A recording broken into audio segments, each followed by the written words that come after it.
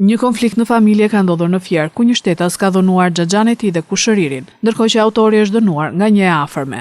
Shtetasi AM, 43 vjeç, është arrestuar, ndërkohë që është shpallur në kërkim një i afërm i familjes që ka qelluar me armë në ajër. Sipas njoftimit të policisë, specialistët për hetimin e krimeve të Komisariatit të Policisë Fier arrestuan shtetasin AM, 43 vjeç, banues në fshatin Kreshpan, pasi për motive të dobta ka ushtruar dhunë ndaj xhaxhait të tij, shtetasit HM, dhe djalit të tij, shtetasit AM, si dhe i ka dëmtuar automjetin.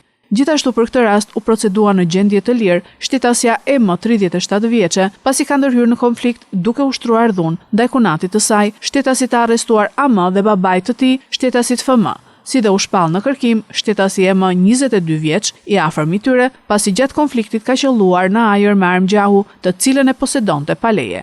Arma e gjahut u sekuestrua në cilësinë e provës materiale.